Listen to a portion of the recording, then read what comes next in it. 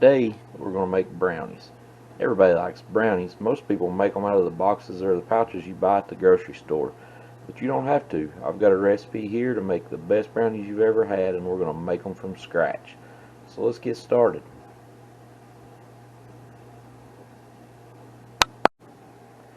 First thing we're going to need is 2 bowls, one for the wet ingredients, one for the dry ingredients, and a baking dish. I'm going to use this little square glass one. I think it's a 8x8. That works out good for me.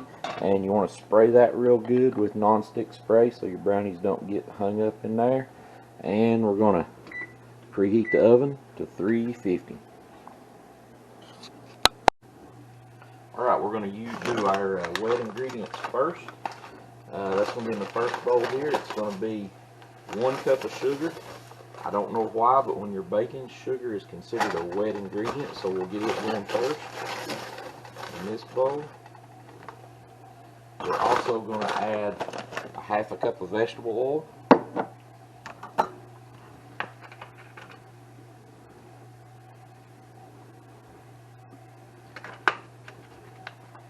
Add that directly into the sugar. And then we're going to add, it says 1 teaspoon of vanilla extract. I'm not going to measure that. I'm just going to eyeball it. That's about that much right there. We're going to mix this in all together. Stir it up here.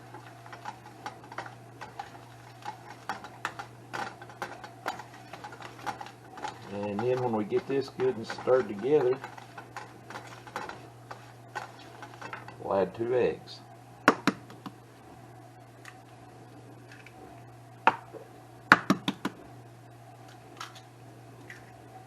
And we'll stir this until our eggs are beaten well and everything's all good and mixed together. And then we'll come back after we get this together, and it should look something like that. And we'll come back next and work on our bowl full of dry ingredients. Alright, now for the dry ingredients, we will add a 1/2 cup of flour. And the recipe calls for unsifted all-purpose flour, but I use self-rising flour. You don't have to sift this, just I've got a 1/4 cup measuring cup here, so I'll just shake it off and get 2 level 1/4 cups and add that. The recipe calls for all-purpose flour, and then it calls to add baking powder and salt. I use self-rising flour. Self-rising flour already has the baking powder and the salt in it, so we don't have to add that. We can skip that step. And then we need to add 1/3 cup to this of Hershey's cocoa. And this is a brand new one I'm just opening. And I'll just take a spoon and just dip this out into here.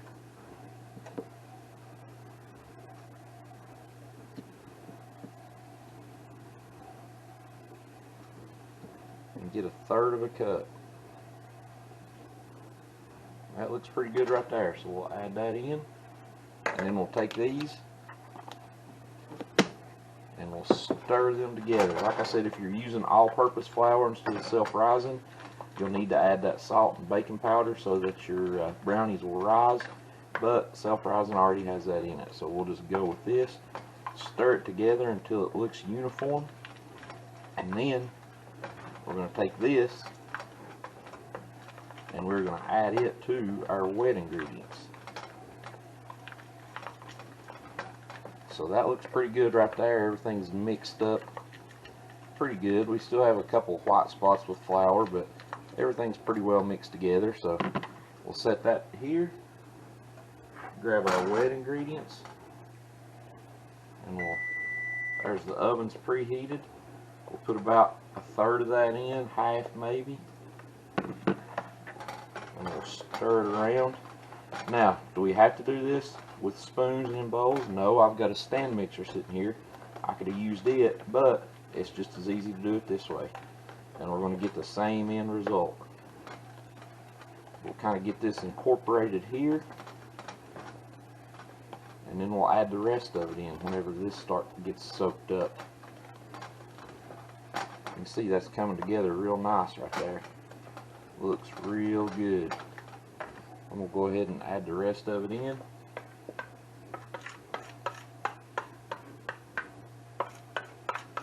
And that's got everything combined together in one bowl. We'll get it all stirred in, and then we'll pour it into our greased bacon dish. A few years ago, my youngest son, when he was a lot younger, was helping me make these, and he saw the Hershey's cocoa powder, and he is a chocoholic and absolutely loves chocolate, and asked me if he could have a bite of it.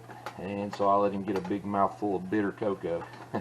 That didn't work out the way he thought it would, but he's never asked to do that again. So we've got this, it's getting all mixed up. You want to try to get all the parts and pieces here and get it all incorporated together. Now at this time, when it gets like this is the time, if you wanted to, you could add in chocolate chips, chocolate chunks. You could add in some walnuts. We can't add in walnuts here because we have a severe tree nut allergy in the house, so the tree poison is not allowed, but it's good if you do add that.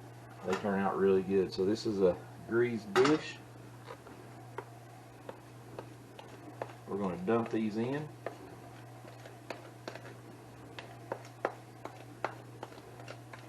And then we're going to stick them in the oven to bake at 350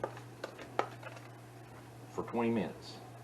Sometimes it takes a little longer than 20 minutes. Usually it's about 25, but I always like to start with 20. And you don't want to cook these until they look like they're all the way done, or they'll be too done by the time they cool off. If you want them really gooey, and I like them really gooey, you want to get them out after about 20 or 25 minutes. So that's got all that we can get into the pan. We'll give that a little shake to even things out, and we'll slide it right here in the oven and set our timer for 20 minutes. And we'll be back when that's up.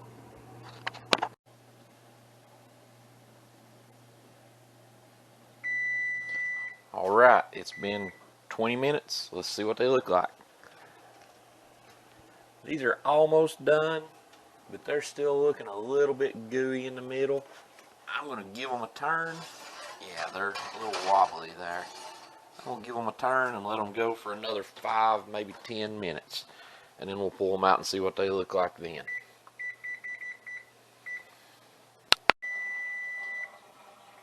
Another 5 minutes has came and went for a total of 25 minutes. And we're going to see how they look now.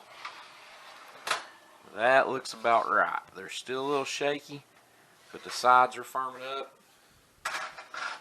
Get these out, turn the oven off, let them sit right here. And this is the hard part. Gotta let them sit and let them cool before you cut them out. If you cut them right now, they'll just collapse. We gotta let that center firm up a little bit and let everything finish cooking. So we'll let these sit for about 30 minutes or an hour, and then we'll cut into them. The brownies have been cooling for about 30 minutes now, and this is what they should look like. The middle kind of collapses in on itself. When it does that, that means it's going to be good and fudgy in the middle.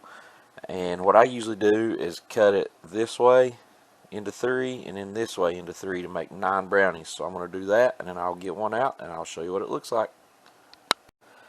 And this is it out on a plate. You can see it's still really fudgy and gooey in the middle, and it kind of fell apart when I got it off.